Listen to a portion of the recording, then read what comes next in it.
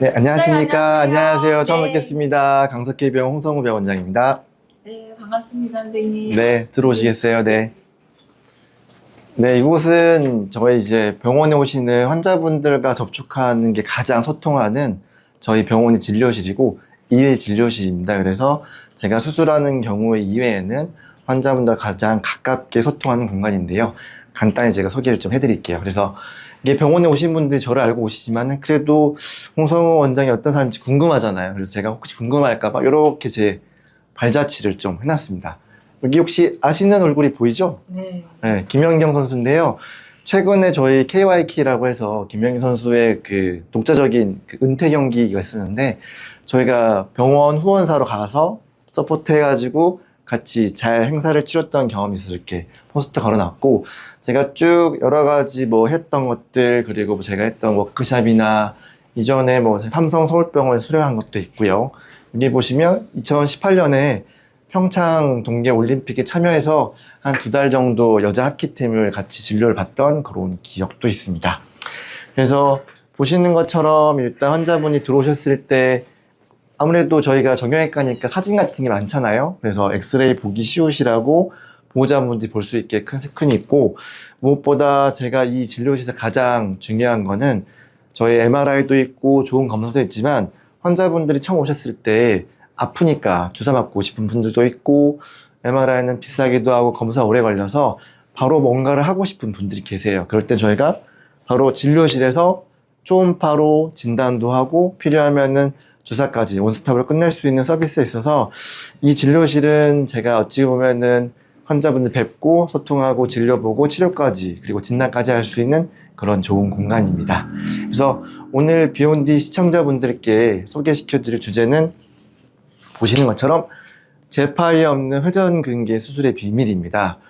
아무래도 여러 가지 자료들이 많아요. 힘줄 파열, 수술, 뭐 비수술 치료, 어떻게 수술한다, 그리고 뭐 예후 이런 게 많이 정보가 있는데 생각보다 이 재파열이라는 거에 대한 강조와 그리고 그걸 어떻게 하면 막을 수 있을지에 대한 내용이 별로 없는 것 같아서 어찌 보면 수술 후 재파열이 생기면 너무나 힘들고 어려운 상황이다 보니까 이런 걸 극복할 수 있는 뭐 저의 노하우나 환자분들이 어떻게 됐으면은 이게 재파열 없는 좋은 결과 얻을 수 있을까를 설명드리고자 이 시간을 준비해 보았습니다.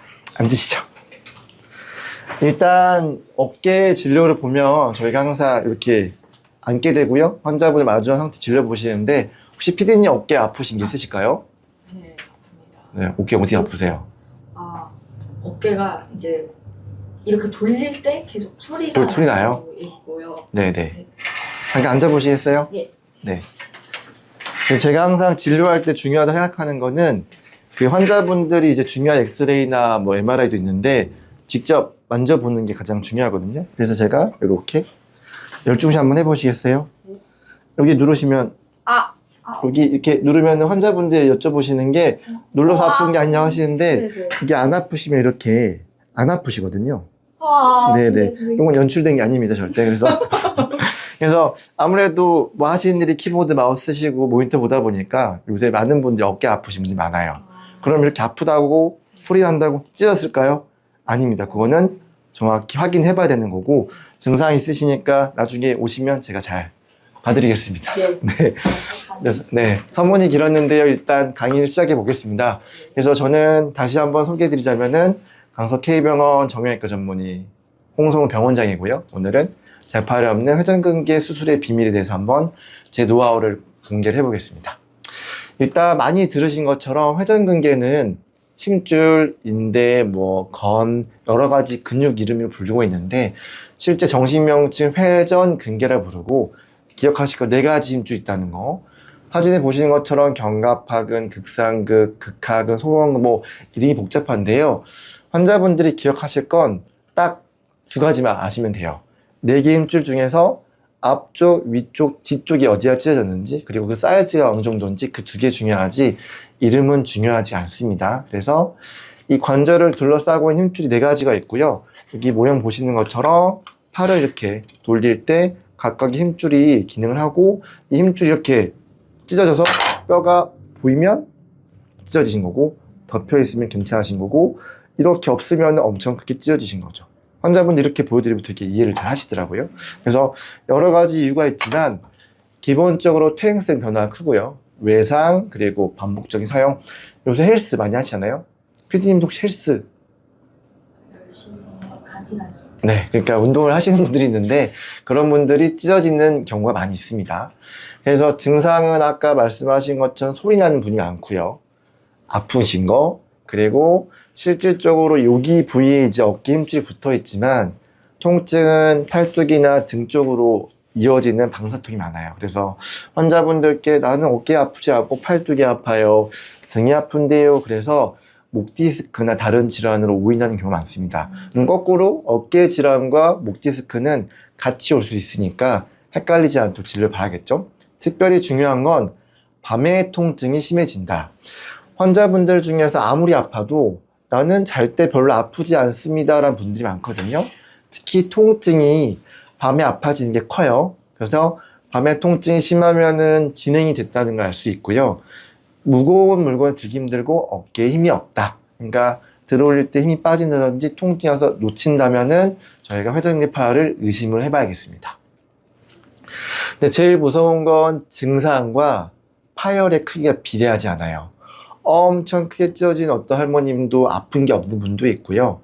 정말 눈곱만큼 찢었지만 환자분은 극심한 통증에 잠을 이루지 못하고 주사, 물리치료에 효과가 없어서 오신 분도 많습니다.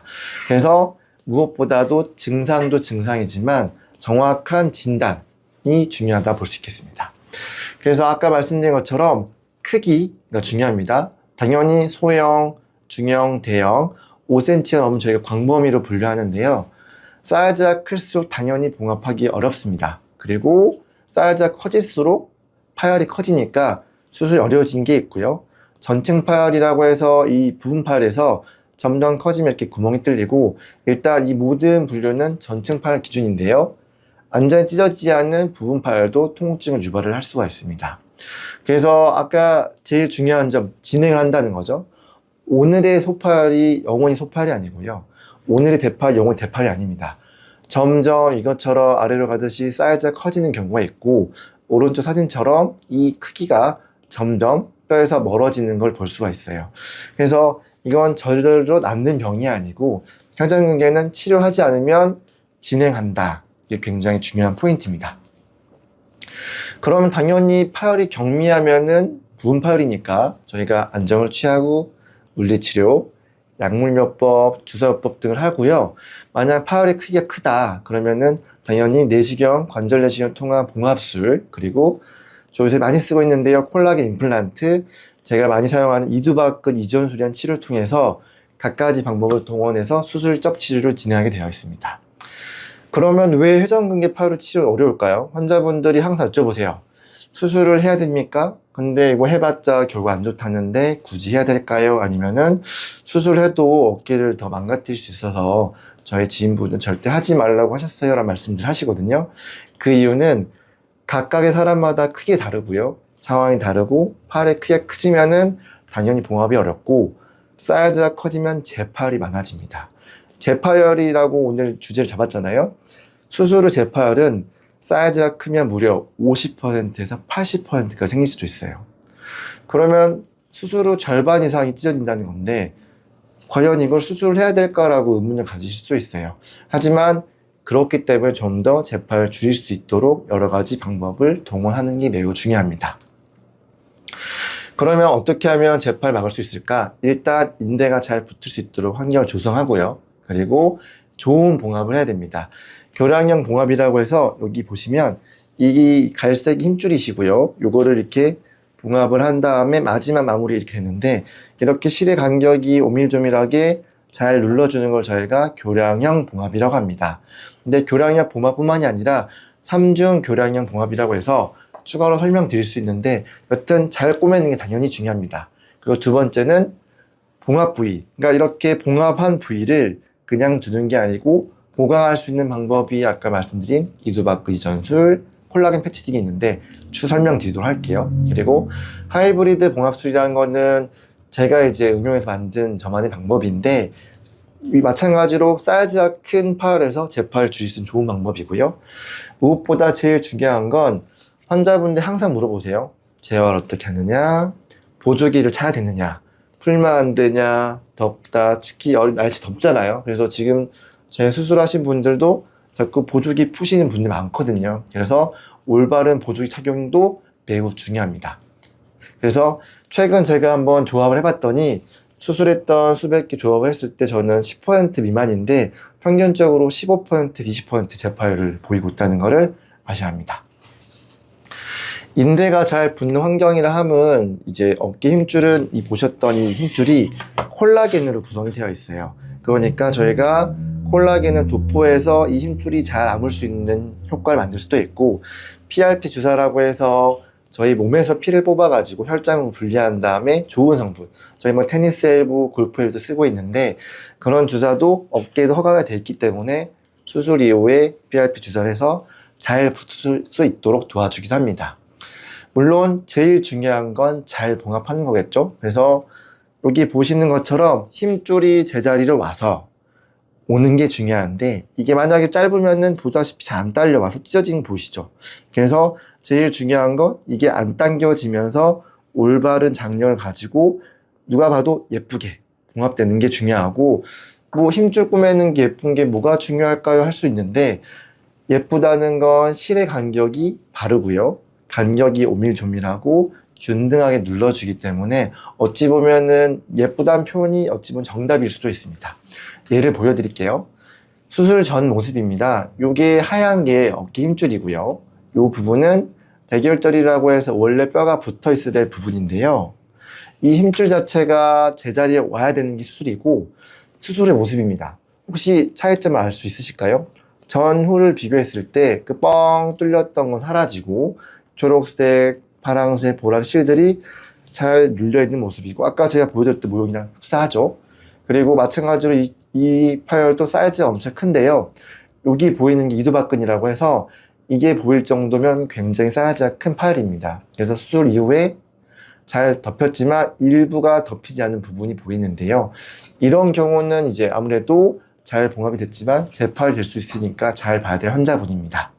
마찬가지로 이 부분이 이제 뼈가 드러나 있고 하얀 힘줄이 뒤덮여 있는데, 봉합을 했더니 힘줄 파열이 없어지고 예쁘게 눌려 있어요. 제일 최근에 수술하신 건데 환자분이 검정줄, 파랑줄, 이렇게 파란 줄무늬, 보라색, 초록색 알록달록 되어 있는데, 이 화면을 보시면은 뭐 이렇게 실이 많아 그럴 수 있거든요. 저는 개인적으로 이제 봉합을 했을 때 이런 실 색깔을 정하는 걸 좋아합니다. 그래야 수술했을 때 어디에는 검정색, 어디는 파랑색, 어디는 보라색, 이렇게 됐을 때 수술하는 의사나 그 수술하는 어시스트들이 헷갈리지 않아서, 저는 뭐 추후 또 사진 보시겠지만 어느 정도 위치에 따라서 모든 실의 색깔을 정해놓고 수술하는 편입니다. 그래서 이거는 뭐 모르시는 분이 봐도 뭔가 좀 이렇게 알록달록 예쁘다라고 하면은 봉합이 잘 됐다고 생각할 수 있을 것 같아요.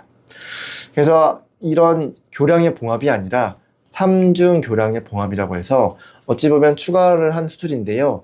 요거는 교량형 봉합의 확장형입니다. 그래서 이렇게 봉합을 한 거를 하나 더 저희가 추가를 한 건데요.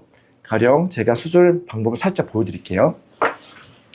이게 저희 수술할 때 쓰는 기구입니다. 뭐 간단히 나사 고정을 할 때 쓰는 거, 저희가 쓰는 망치고요. 그리고 이게 미리 설치한 나사 못이고, 여기에 있던 실을 제가 빼서 고정해 놨습니다. 그래서 미리 준비한 걸 살짝 보여드리면, 피디님 잠깐만 잡아주실 수 있을까요? 그래서 저희가 일단 교량형 봉합은 요 매듭을 봉합하고 이렇게 눌러주는 건데, 제가 추가로 실을 봉합살을 써서 이렇게 보시면 이게 스콜피언이라 부르는데요. 이렇게 총을 쏘면 힘줄이 봉합되는 거 보이시죠?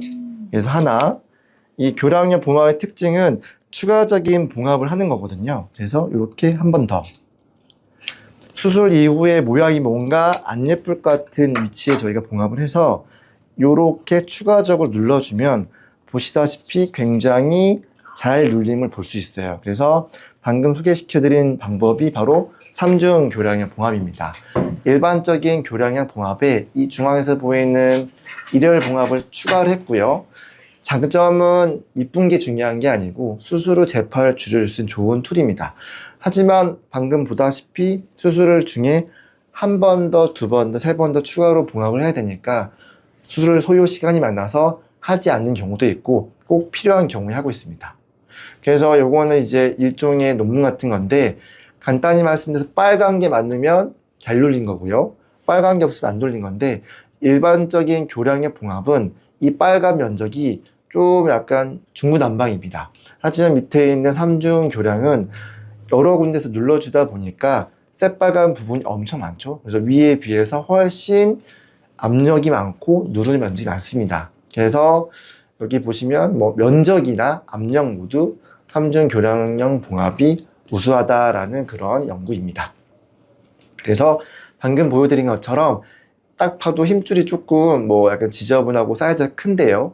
저희가 봉합하고서 굉장히 예쁘죠? 아까 말씀드렸던 파란 줄, 검정 줄, 파란 줄무늬, 그리고 보라줄, 초록줄 제가 하는 일정한 순서대 봉합을 했고 여기 보이는 두 개의 매듭을 추가한 게 아까 제가 이렇게 찝어서 보여드렸던 그런 수술 테크닉입니다.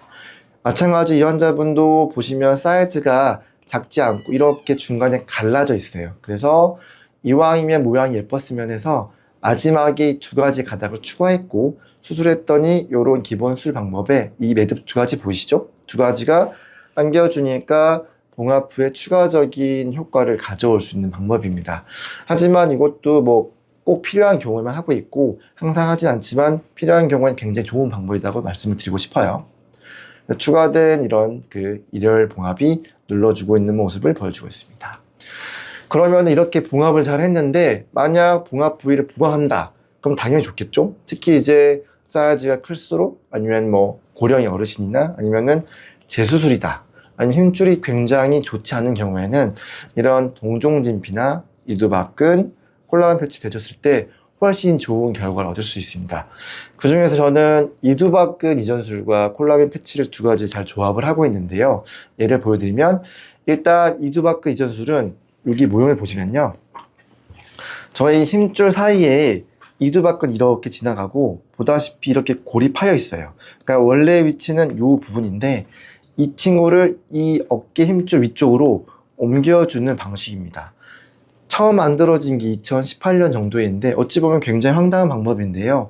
본인의 힘줄을 옮겨서 보강 제대로 사용할 수 있는 굉장히 좋은 방법입니다. 그래서 봉합을 하기 전에 본인의 힘줄을 통해서 이렇게 옮겨주게 되면 보다시피 뼈가 아래로 눌리는 힘을 받거든요. 그래서 이 이두박근을 통해서 안정성과 보강할 수 있고 마무리는 이렇게 위에다가 덮어주게 되면 이두박근은 여기 끝 부분만 보이게 되는 거죠. 그래서 어찌 보면 이 부분을 이두박근이 원래 이렇게 보이지 않거든요. 이두박근 찾아서 분리해가지고 적당한 자리에 옮기는 수술이니까 수술 시간 소요도 걸리고 굉장히 고난이도의 수술 방법입니다. 제일 좋은 장점은 무엇보다 본인 걸 사용한다는 거죠. 본인 거 힘줄이기 때문에 이식 거부가 발생할 수가 없고요. 이 SCR이라는 거는 상부 관절물 재건술인데 이름처럼 복잡하고 오래 걸려요. 그래서 어깨를 전공하는 의사분들도 할 때 굉장한 소요 시간을 보여주는데 이두박근 같은 경우는 보다시피 이미 고정이 되어 있어서 안쪽에서는 고정할 필요가 없습니다. 단지 위치만 틀어서 옮겨주면은 상부 관절만 재건술과 같은 효과를 낼 수 있는 거죠. 게다가 남아있는 힘줄과 병행해서 꼬맬 수가 있기 때문에 기능에 확실히 탁월하고요. 무엇보다 고령 환자분, 물론 이두박근이 고령 환자분이 없는 경우가 많아요. 하지만 이두박근이 존재한다면 저희가 과거에는 이두박근이 통증의 원인이라 생각해서 많이 잘랐습니다. 근데 최근의 트렌드는 이두박근을 자르지 않고 보존해서 이런 식으로 사용하는 게 좋다고 되어 있어요. 무엇보다 핵심 장점, 혹시 보시면 어떤 모양인지 알 수 있을까요? 뽀빠이. 저희 뭐 어렸을 때 먹는 시금치 먹는 뽀빠이 있잖아요. 이 알통은 예쁜 알통이 아니에요. 남자분들이 운동을 했을 때 이렇게 올라와야 되는데 보기 흉하게 볼록 올라오면은 저희 소위 말해 만화에서 보는 뽀빠이 모양이거든요.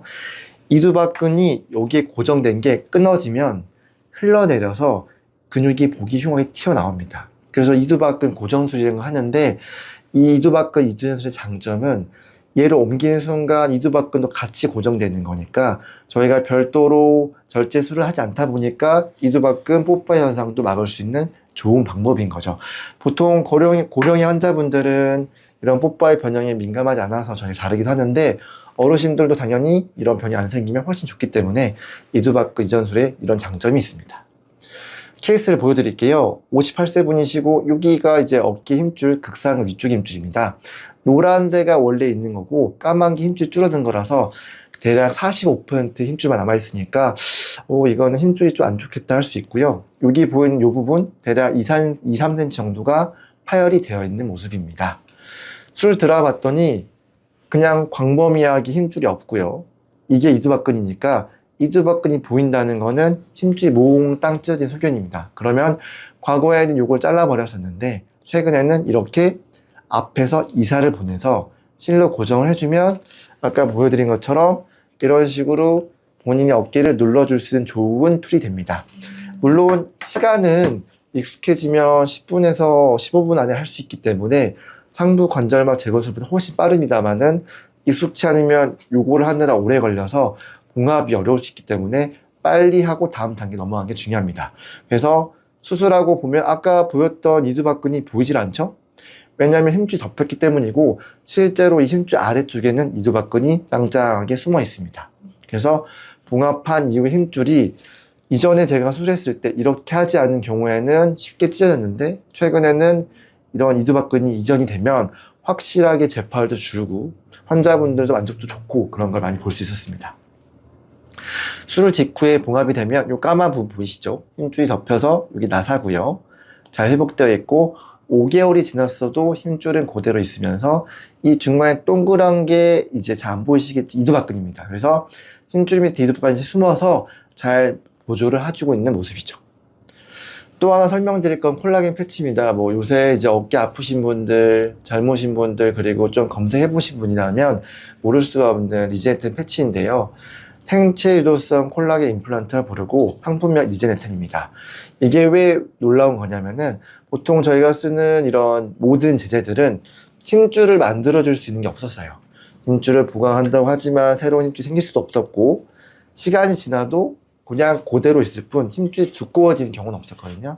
하지만 이 패치 경우에는 시간이 지나면 일단 녹는다는 장점, 그리고 원래 힘줄을 두껍게 해줄 수 있는 큰 장점이 있습니다. 간단히 영상을 보여드리면 여기 보이시는 이런 빨간 조직 위에 이 종이처럼 생긴 패치를 붙여요. 그리고 저런 보라색 녹는 스테이플러로 고정하게 되면 추후에 저기에 인대가 자라나면서 정상 조직이 2mm 정도 생긴다는 논문이 굉장히 많습니다. 다시 종합해드리면 제일 좋은 점은 그 어떤 제품도 힘줄을 만들어줄 수는 없었는데 스스로 도와줄 수 있다는 거, 그리고 이게 덮는 거 다른 거에 비해서 고정하는 게 쉽다 보니까 수술 시간이 짧아진다. 그리고 우리나라에 들어온 지 2년 됐거든요. 근데 미국, 유럽에서는 10년을 사용했기 때문에 안정성이 확보되어 있다는 거, 무엇보다 봉합하지 않은 찢어지지 않아서 봉합을 할까 말까 고민한 경우에 이 패치가 힘줄을 만들어줄 수 있다 보니까 큰 도움이 될 수 있습니다. 그래서 여러 가지 논문에서 가장 오늘의 포인트죠. 재파열이 3분의 1로 감소한다는 놀라운 결과를 보여주었어요. 그리고 평균적으로 2mm 정도 힘줄이 두꺼워진다는 결과를 보였습니다. 그러면 이 리제네텐이라는 건 언제 써야 될까요? 왜냐면 리제네텐은 굉장히 고가 제품이고요. 환자분들이 쓰시기에 굉장히 부담스러울 수가 있어요. 그래서 꼭 필요한 경우에 담당 주치의 상담을 해서 사용하는 게 좋습니다. 1번, 힘줄이 찢어지면 꼬맬 필요가 없는 경우. 그러니까 통증이 심하고 낫지 않지만 이거를 봉합할 건 아니고 정리만 하고 끝낸 경우에 아쉬울 수 있거든요. 왜냐면 힘줄이 조금 없어졌는데 좀 더 두꺼웠으면 좋겠다 했을 때 쓰면 좋고요. 만약에 힘줄이 상태 안 좋아요. 봉합 이후에 이건 재팔 될 것 같고 나이가 많으시면서 사이즈 크다. 그러면 힘줄 파열을 보강할 수 있는 좋은 자료가 됩니다. 최근에 저희가 이제 리제네텐 관련돼서 이런 심포지움을 열었는데요. 이 닥터 이안이라고 해서 캐나다에서 오신 분인데 이분이 미국에서 엄청 리제네텐 많이 하신 분이고 저희 스승이신 유재철 교수님과 함께 과연 이런 비싼 기구를 언제 써야 되는가 필요한가에 대한 토론을 한 적이 있습니다. 그래서 저희가 내린 결론은 고가 제품이지만 너무나 좋은 것이며 도움이 되지만 올바르게 사용해야 된다. 꼭 필요한 경우에 사용할 수만 있다면 좋은 제품이지만 무분별하게 사용하면 안 되겠다는 결론을 지었고, 말씀드린 것처럼 일부 조금 찢어진 경우나 아니면 힘줄 파열이 있는데 누가 봐도 재파열이 될 것 같습니다 하는 경우에 당연히 저희가 재팔이 되면 다시 수술할 수도 있거든요. 그러면 비용이 2배가 되고 결국은 더 많은 비용을 지출하기 때문에 그렇게 하느니 차라리 한 번에 끝낼 수 있는 좋은 방법 선택하자는 의미에서 사용하는 게 좋겠다라는 결론이 났습니다. 케이스를 보여드리면 수술 전에 이 힘줄 찢어진 모습이고요. 여기 다듬은 모습인데 다듬고 이 없어진 힘줄을 재생할 수 있는 방법은 없습니다. 물론 제거를 해서 아픈 게 좋아지겠지만 힘줄은 일부 없어진 채로 진행이 되고요. 이런 경우에 이렇게 패치를 얹어주면 이게 지금 수술하고 4주 지나신 건데 어깨 수술을 해봤거나 주위에 수술하셨거나 아니면 혹시 알아보신 분이라면 수술 후 4주 때 이렇게 움직일 수 있다는 건 굉장히 놀라운 겁니다. 이분은 봉합하지 않았고 패치만 넣었고 2주간 고정을 한 이후에 바로 재활을 해서 수술 후 4주차 이렇게 좋은 결과 얻었고 지금 수술하신 지 5개월째 돼서 잘 쓰고 계신 분입니다. 그러니까 어찌 보면은 작은 파열이지만 힘줄이 약간 없을 때 나중을 생각했을 때 큰 도움을 줄 수 있다 볼 수 있겠고요. 힘줄 파열이 안 좋아서 다시 찢어질 것 같다. 그런 경우도 저희가 리지에트 사용합니다. 보다시피 하얀 부분은 힘줄 파열이고요. 사이즈가 굉장히 큽니다. 그리고 이 빨간 부분들이 염증이신데 뭐 표현하기 어렵지만은 이런 빨간 부분이 많다는 거는 오랫동안 아팠다는 증거거든요. 그리고 이게 표현하자면 일반 헝겊 같은 건데 힘줄이 고르지 않고 막 두 갈래로 너덜너덜 벌어진 채로 많이 찢어져 있는 모습입니다. 봉합을 했지만 아까 말씀드린 것처럼 뼈가 일부 덮이지 않았고 누가 봐도 좀 예쁘지 않아요. 아까 보였던 사진에 비해서. 이런 경우에는 저희가 리제트를 준비했다 사용했을 때 좋은 결과를 얻을 수가 있습니다. 그래서 봉합 힘줄 위로 고정을 해주고 요 까만 부분이 덮여있는 모습이고요. 수술 이후 저희가 초음파로 추적 관찰하는데 요 하얀 부분이 녹아내리고 있는 리제텐이고 3개월, 4개월, 5개월 지나면 녹아서 사라집니다. 또 다른 케이스를 보여드리면 이 보시는 게 하얀 힘줄이고요. 이분은 참 희한하게도 워낙 안 좋다 보니까 이 동글동글한 뼈 조각이 어깨 힘줄 내에 돌아다니고 있습니다. 그래서 찢어진 힘줄과 그 사이에 생긴 이런 돌들을 꺼냈고 이 솜털처럼 보이는 모습이 힘줄이 별로 좋지 않은 상태예요. 그래서 환자분께도 힘줄이 좋지 않으면 사용할 수 있다 설명을 드렸고 봉합 이후에도 뭐 예쁘게 됐지만 썩 마음에 들진 않습니다. 그래서 힘줄 조직 안 좋은 경우에는 이렇게 덧붙일 수가 있고 환자분의 이제 경과를 봤을 때 이게 한 3개월 정도 된 사진이신데 리제텐이 잘 붙어서 위아래에 붙어있는 힘줄에서 잘 녹아서 붙고 있는 모습입니다. 마찬가지로 이분은 수술하시고 봉합하고 패치 붙인 분인데 3개월 차 모습이에요. 환자분도 놀랄 정도로 팔 들어 올리는 거, 옆으로 벌리는 거, 등 뒤로 하는 것까지 아주 자유롭습니다. 그래서 당연히 이거는 패치를 붙인다고 되는 건 아니고요. 힘줄을 충분히 잘 봉합하고 패치가 이제 시너지 일으켰을 때 좋은 결과를 낼 수 있다는 결론입니다. 근데 이러한 패치를 할 수 없을 정도 힘줄이 많이 찢어진 경우는 어떻게 하고 있을까요? 저는 뭐 제가 맞는 방법이긴 한데 하이브리드 SCR이라고 해서 본인의 이두박근과 아까 말씀드렸던 인조 패치를 섞어서 하는 방법이에요. 저희가 둘 중에 하나만 신는 분이 많은데 이두박근이 없으면 못한 방법이지만 이 두 가지를 같이 해서 전방 쪽에 고정을 하고요. 패치는 모자란 뒤에 부분을 커버하고 자가건과 인공 패치 합치다 보니까 어찌 보면은 본인 것과 인조 합치다 보니까 많은 범위를 커버할 수 있는 좋은 방법입니다. 그래서 이두박근 장주 이전술과 상부 관절 제거를 같이 하는 방법이고요. 핵심 장점은 어찌 보면은 이게 어깨 힘줄이 파열됐을 때 목구매는 뭐 60대, 70대 환자분이 인공관절 할 수도 있어요. 하지만 인공관절은 최후의 선택이고 본인 힘줄이 가장 좋습니다. 그래서 재파열이 주는 장점 그리고 기능 회복이 훌륭하다. 무엇보다 본인 힘줄과 인조 패치 같이 쓰니까 굉장한 시너지를 내고요. 봉합을 할 수 있는데 이거를 봉합해도 재파열 될 것 같을 때 굉장히 든든한 방법이 될 수 있습니다. 케이스를 보여드리면 제가 아마 수술했던 분 중에 가장 개인적으로는 가장 환자분께 고마웠고 환자분도 고마웠던 케이스신데 44세 분이세요. 근데 광범위 파열이 오셨고 보시는 것처럼 어깨 뼈가 위로 올라가 있습니다. 힘줄이 없으면 보시는 것처럼 막아주는 게 없으니까 위로 이렇게 올라가거든요. 보시면 뼈랑 이렇게 붙어 있어서 엑스레이 봐도 MRI 봐도 힘줄이 없는 걸 알 수 있어요. 게다가 이 힘줄은 다 쪼그라들어서 한 30%도 안 남은 상황입니다.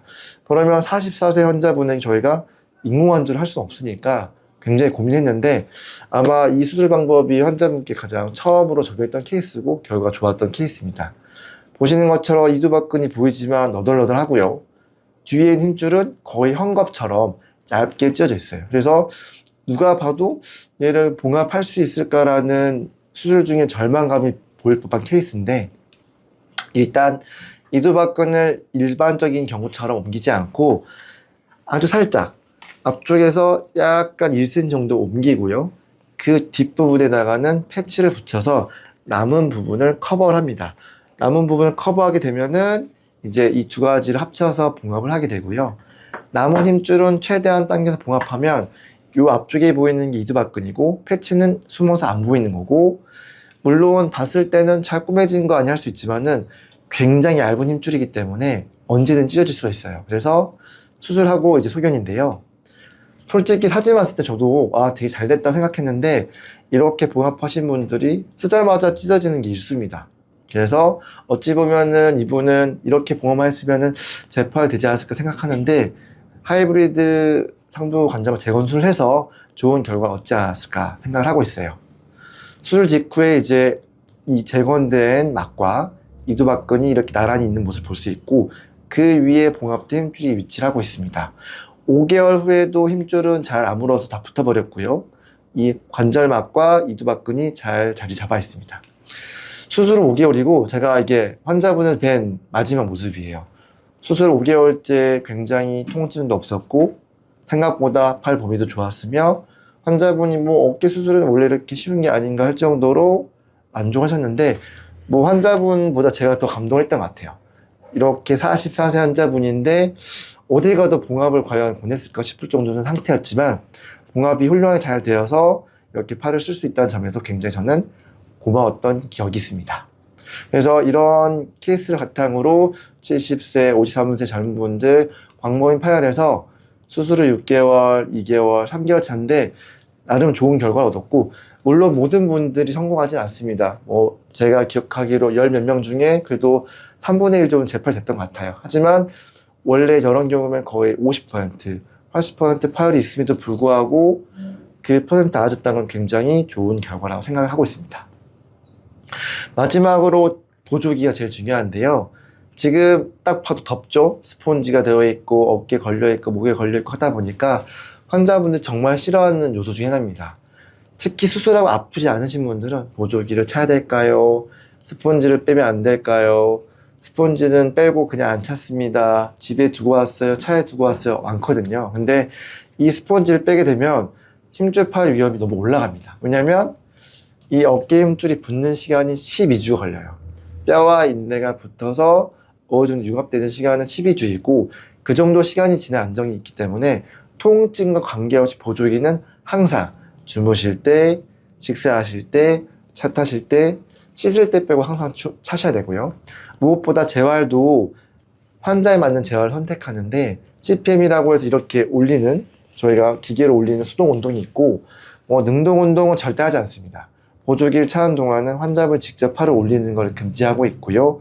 환자분들 궁금해서 팔을 몰래 들어오신 분도 있고 보조기를 푸는 분도 있지만, 앞서 말씀드린 수술들보다 더 중요한 건 이 재활하고서 보조기를 차시는 게 중요하다. 그래서 특히 이 스폰지는 어깨 힘줄을 보시다시피 이렇게 당겨지면 이렇게 장력이 가해지는데, 어깨를 들어 올리면 보다시피 힘이 안 가지거든요. 그래서 저 스폰지가 한 역할은 봉합한 힘줄에 힘이 가해지지 않게 도와주는 큰 역할을 하니까 꼭 빼지지 말고 차시라 말씀을 드립니다. 그래서 이 여러 가지 말씀을 드렸는데요. 회전근개 봉합은 아무래도 재팔이 있다 보니까 수술 이후에 항상 걱정이 많습니다. 하지만은 절대적으로 완벽한 수술은 없지만 이런 재팔을 줄일 수 있는 여러 가지 방법들이 있거든요. 그래서 저는 항상 재팔을 줄일 수 있는 여러 가지 방법을 통해서 환자에 맞춰서 수술을 하고 있고, 항상 최선 방법으로 수술을 하려고 노력을 하고 있습니다. 감사합니다. 예, 선생님 이제 강의 너무 말씀 잘해주셔서 감사드리고요. 이제 실시간 질의응답 질문이 많이 올라와 있어서 한번 보려고 하는데요. 일단은 제가 몇 가지 읽어드리도록 할게요. 네. 우선 한개 보시죠. 네. 네. 우선 첫 번째 질문인데요. 네. 깜빡핑님 질문입니다. 네. 네, 저는 옆으로 누워서 자는 습관이 있는데 이것도 어깨 건강에 안 좋을까요? 자고 일어나면 유독 한쪽 어깨가 뻐근하고 아플 때가 많습니다. 회전근개를 위한 가장 좋은 수면 자세가 있다면 알려주세요. 일단 환자분들이 가장 많이 물어보시는 거예요. 왼쪽으로 누울 때 아파서 눌려 아프다. 근데 제일 중요한 포인트는 환자분이 왼쪽으로 눕든 오른쪽으로 눕든 회전에 문제가 없다 아프지 않습니다. 누워서 아프신 게 아니라 누웠을 때 아프다면 힘줄 팔 의심을 해야 되는 거죠. 자는 자세는 솔직히 중요하지 않고 환자분이 왼쪽으로 주무시든 오른쪽으로 주무시든 만약에 왼쪽 눈이 아프고 오른쪽은 안 아프다. 왼쪽 어깨에 문제가 있으신 거라 보시면 돼요. 그래서 수면 자세는 자유롭게 자시면 되는데 어깨 아픈 것도 중요하지만 주무실 때 한쪽 누웠을 때 어깨에 불편해서 뒤척이신다. 그러면 꼭 최소한 초음파를 찍어서 힘줄 팔이 없는지 진단을 받는 게 너무 중요하다고 볼 수 있겠습니다. 네, 감사합니다. 통증은 없지만 진료 보러 가고 싶은 진료실. 통증이 없어 오셔도 됩니다. 네. 네, 다음 질문입니다. 네. 네, 자유롭게님 질문인데요. 안녕하세요. 좋은 강의 감사합니다. 회전근개 봉합 수술을 앞두고 있는데 재활이 수술만큼 중요하다고 들었습니다. 보통 수술 후 재활 치료는 얼마나 걸리나요? 이게 뭐 개인차가 있는데요. 간단히 말씀드려서 아까 말한 12주, 3개월이 마지노선이에요. 가령 팔을 많이 쓰시는 분들, 뭐 요리를 하거나 노동하신다면은 어쩔 수 없이 복귀된다면 최소한 3개월은 지키라 말씀드리고 가능하다면 5개월. 그래서 일상적인 생활은 저희가 한 달 지나면 할 수 있는데 뭔가 무리한 운동, 무리한 활동, 물건 드는 행동은 최소한 4, 5개월은 지나야 가능하니까 3개월까지도 저희가 말씀을 드리지만은 길수록 좋다. 하지만 사무직이시거나 별다른 게 아니시라면 통증에 관계없이 보조기 풀고 가벼운 생활은 가능하다 볼 수 있어서 만약 팔을 많이 쓰시는 분이라면은 넉넉 잡아 3개월 정도는 쉴 수 있는 환경이 있어야 수술을 하라고 권유를 드리고 싶어요. 시간이 없다면 저는 솔직히 수술을 권해드리지 않습니다. 왜냐면은 고생해 수술하고 재활했는데 다시 찢어지는 것만큼 슬픈 일이 없거든요. 그래서 너무 아파 수술했는데 저는 뭐 4, 5일 갑자기 일을 해야 돼요. 그러면 차라리 수술하지 말고 최대한 보존치를 하시다가 나중에 시간이 될 때 꼭 하시라 말씀을 드립니다. 알겠습니다. 네, 다음은 저도 이거 너무 공감하는 질문인데요. 네. 노을길 산책님이 주신 질문입니다. 하루 종일 컴퓨터로 일하는 사무직인데 어깨가 항상 뭉쳐 있습니다. 이런 만성적인 어깨 뭉침도 회전근개 손상의 신호일 수 있나요? 사무실 의자에 앉아서 튼튼히 할 수 있는 스트레칭 알려주세요. 그 중요한 건 오늘의 주제 관계없는 50개와 마찬가지로 어깨 질환은 저희 요새 컴퓨터 하잖아요. 맨날 이렇게 라운드 숄더를 하죠. 목 굽어 있고 해서 일단 허리 펴시고요. 그리고 중간중간에 이런 스트레칭, 그리고 어깨를 이렇게 으쓱해서 이 상부 승모근을 풀어주는 게 중요하고요. 목을 뭐 위로 제끼는 거는 좋진 않고 어깨를 스트레칭 한다면 이렇게 쭉 뻗어서 당겨주는 게 후방 관절량 스트레칭이고요. 이렇게 쭉 올려주는 거, 그리고 수시로 어깨 이렇게 으쓱으쓱해서 이 승모근이 강해지면 어깨 망가집니다. 그래서 팔을 올리실 때 이렇게 되신 분들이 있거든요. 그것도 안 좋은 신호신 거죠. 그래서 어찌 보면 운동하신 분들이 승모근을 중요하시지만은 팔을 본인이 나란히 해보세요. 나란히 했더니 어깨가 들린다. 그러면 어깨에 문제가 있을 가능성이 매우 큽니다. 그래서 수시로 스트레칭을 아까 말씀드린 거 해주시는 게 중요하고 어렵다면 어깨 으쓱으쓱 정도 마음 도움이 될 것 같습니다. 네, 감사합니다. 다음 질문은 아메리칸 빌리지님 질문인데요. 네. 네, 팔을 돌릴 때마다 어깨에서 뚝 또는 드드득 하는 소리가 자주 납니다. 아직 통증은 없는데 이런 소리도 회전근개에 문제가 있다는 신호인가요? 소리만 나도 병원에 가서 검사를 받아봐야 할까요? 많이 듣는 질문 중에 하나거든요. 특히 젊으신 분들 어깨를 이렇게, 저도 혹시 들릴까요? 저 이렇게 안 들릴 것 같은데 소리가 나거든요. 네. 저도 이게 이두박근이 이렇게 탈출하거나 이런 그 견봉에 걸리는 소리인데요. 정답을 일단 말씀드리면 대부분은 괜찮아요. 저희가 정상적으로 인대가 부딪히거나 아탈구되면서 느륵할 수 있으나 걱정하신 만큼 소리만 난다고 해서 아프진 않습니다. 특히 통증이 없는 소리만 난다면 뭔가 올바르지 않은 자세로 어깨를 쓰거나 아니면 어깨 견갑골이 안 좋으신 거라서 치료를 하시고서 재활을 하는 게 중요한데요. 하지만 말도 안 되는 뭔가 뚜둑한 소리, 이게 어깨가 빠지면서 뚜둑한다든지 그러면은 꼭 병원 오셔야 되고, 보통 말씀하신 이렇게 어깨 돌다면 뚜둑 하는 거는 대부분은 괜찮으신 건데요. 통증이 동반된다면 꼭 병원에 가보시기를 권유드립니다. 예, 감사합니다. 네. 다음 질문으로는 라니지롱님 질문인데요. 네네. 어깨 통증이 있어 놀이터에서 도르래 돌며 운동하는데 도움이 되나요? 제가 개인 유튜브에서 정말 싫어하는 운동을 말씀드렸는데, 수술하신 분들이 꼭 도르래를 돌리고 오세요. 시킨 적도 없는데 그 동네에 있는 거 있잖아요, 돌리는 거. 네. 그걸 너무 하시는데, 제가 제일로 싫어하는 운동인데, 그러니까 스트레칭은 좋은데요, 그걸 하루에 100바퀴씩 돌리시는 분들이 있어요. 그러면 어깨가 당연히 찢어질 수 있고, 수술하신 분이 과도한 운동을 하면은 못 버팁니다. 그래서 평상시에 그냥 취미 삼아 운동하다가 도르래 돌려주는 건 좋으신 건데, 저희가 수술하고 나서 재활운동 도르래도 있거든요. 근데 수술하신 분이거나 평상시 어깨 안 좋으신 분이 정말 신나게 하루에 1시간씩 돌리시는 거는 저는 절대 하지 말라고 말씀을 드립니다. 그래서 도르래 운동은 특수한 경우가 아니라면 별로 추천하진 않습니다. 감사합니다. 파운트님 질문입니다. 특정 자세를 취하면 어깨가 빠질 것처럼 통증이 있는데 이런 것도 어깨 힘줄 문제일까요?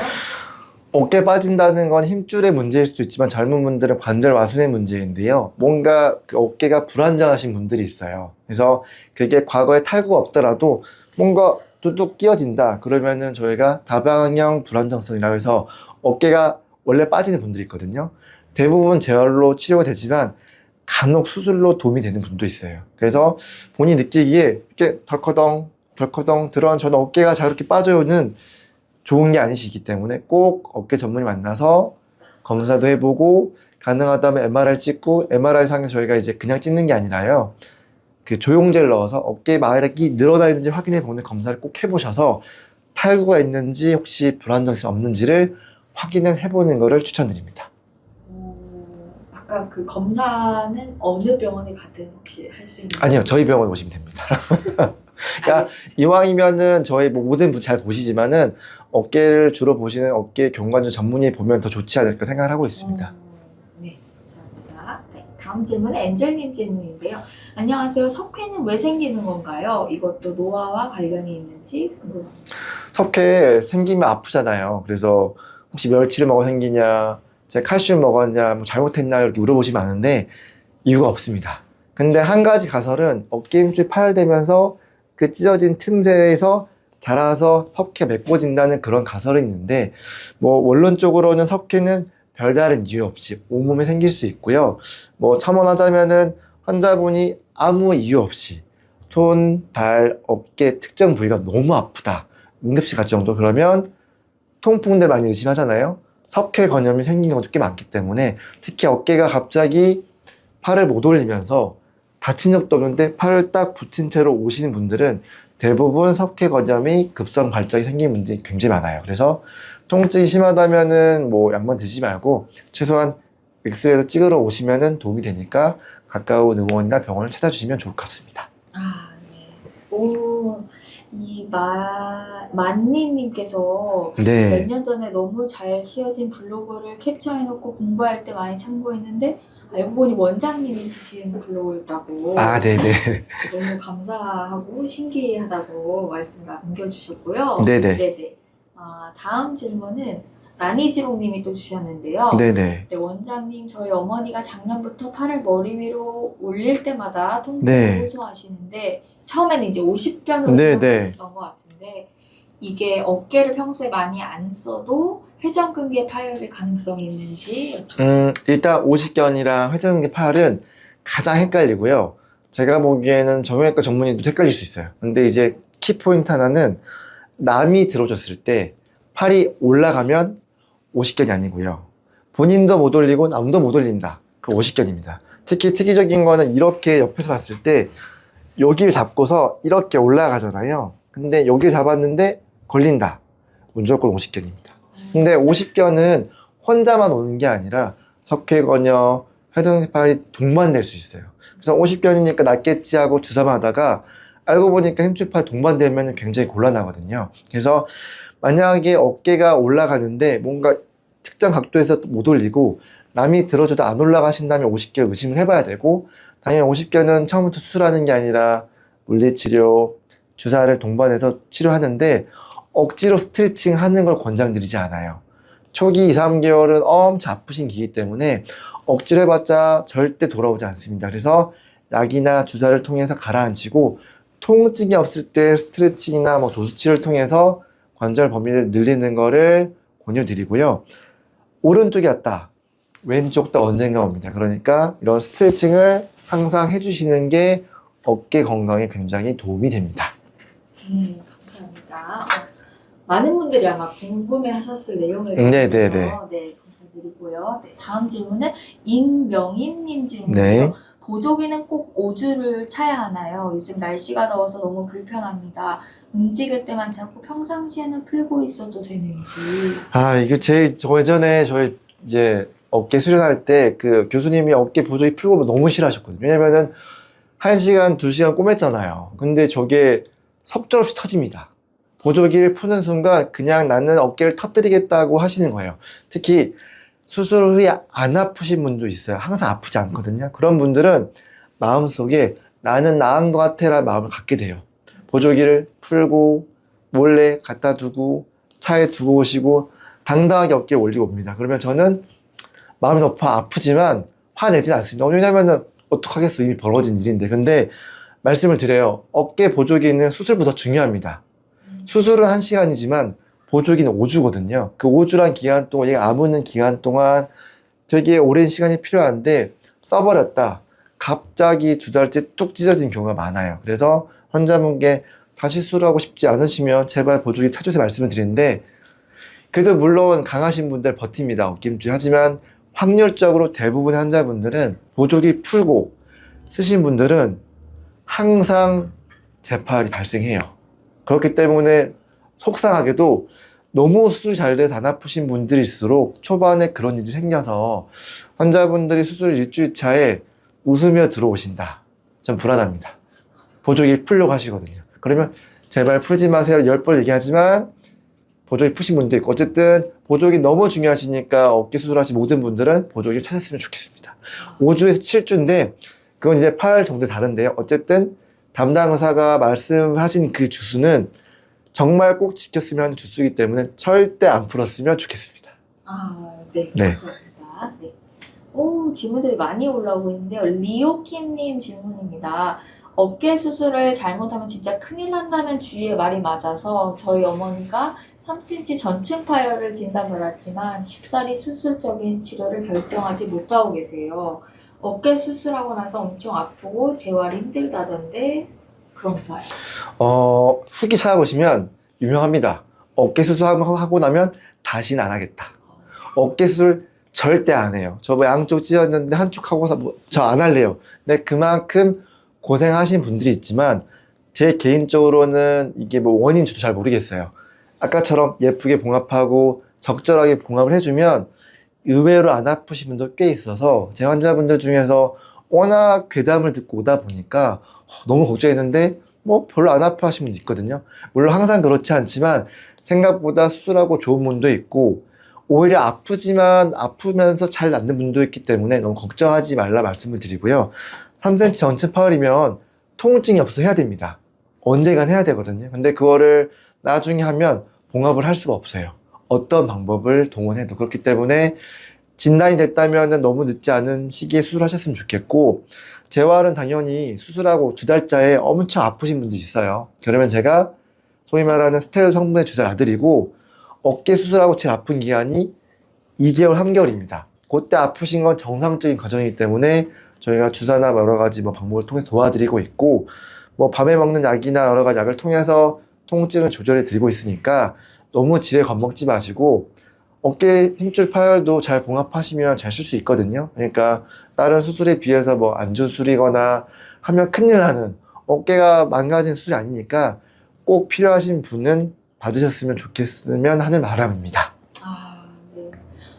아니 질문이 계속 올라오는데 아, 지금 네. 50분 벌써 금방 아, 네, 네, 얼마 안 남은 것 같습니다. 네, 네. 저희가 이번에 이제 진료실을 찾아뵈서 이렇게 네, 네. 진행을 해봤는데 진료실 라이브 어떠셨는지.